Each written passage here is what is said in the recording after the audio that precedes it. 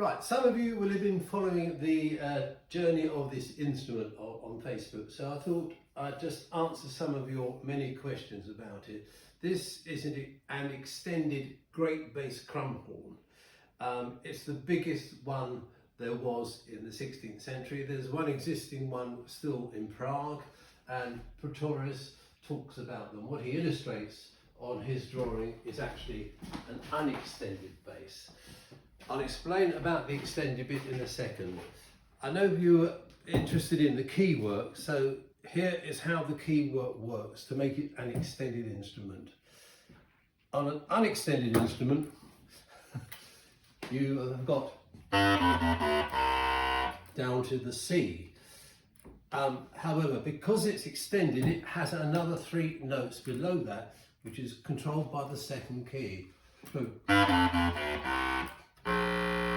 you have to decide what note you want before the piece, because you have to preset. And the bottom note, which is a G, and that is the lowest note.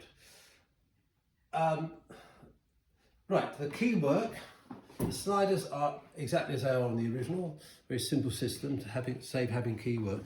The keywork is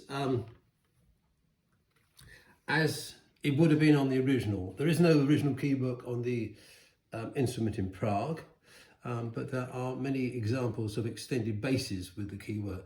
So you have the first key, which closes that hole, which gives you a C, vented there, and then you close both keys at the same time, and that gives you the B flat below the C. Theoretically, this keywork shouldn't work because the leverage is rather, not strange, but the leverage is that both keys close at the same time. You have a short lever here and a much longer lever here, and you wouldn't have expected them to actually work in parallel. They do. It takes a lot of fiddling to get them to do that. The long springs are just made from beaten brass wire. So that's it. The key pad itself, in both cases, is as it would have been on the original. So that is a leather pad stuffed with sheep's wool and hand sewn. So we tried to make it exactly as it is on the original. This is all eventually covered up for protection and also to give it a little bit of mystery to what's going on under there by this key cover, this enormous long key cover, which is curved both this way and a curve that follows the curve of the instrument. What I think is intriguing is that in the period that the Crumhorn was popular, was they weren't interested in extending upwards, which is the way we go today. The customer who wanted this instrument, who still wants it, wanted to have upward extension keys. That's what people want. In the Renaissance, they were interested in extending downwards. There are no original Crumhorns with upward extension keys. The amount of work that goes into producing those extra 3 notes is probably as much, if not slightly more, than the making of the rest of the instrument. I'll be doing another little video with the tune on it later, but I thought you would also like to see this unique situation we have here in the workshop of different sizes of instruments. I'll just move that key cover out of the way. So we have the extended great bass in C. That 7-finger C is the C below the bass clef.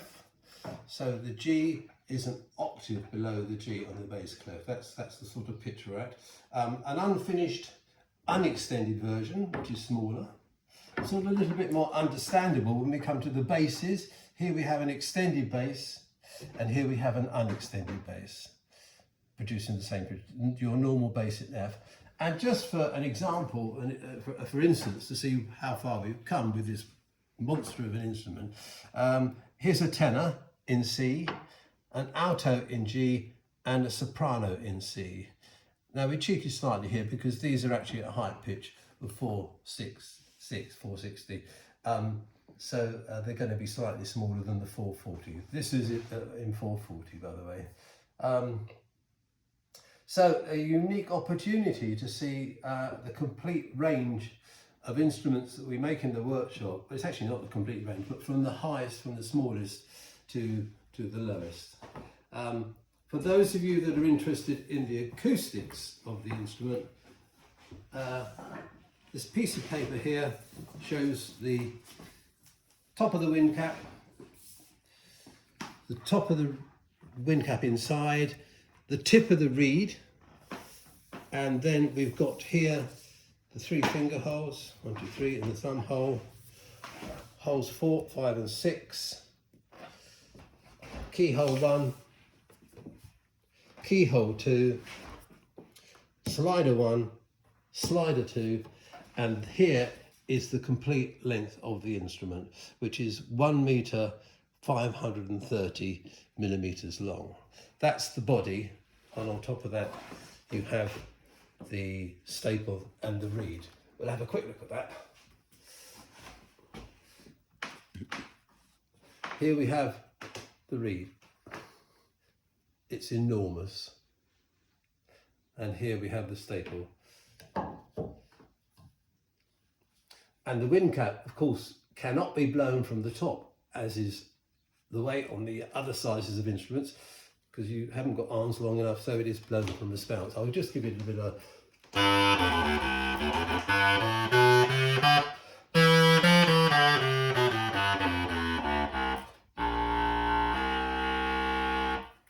So there we are. The first extended great bass Crumhorn to be made in this workshop for about, I think it's 25 or 30 years.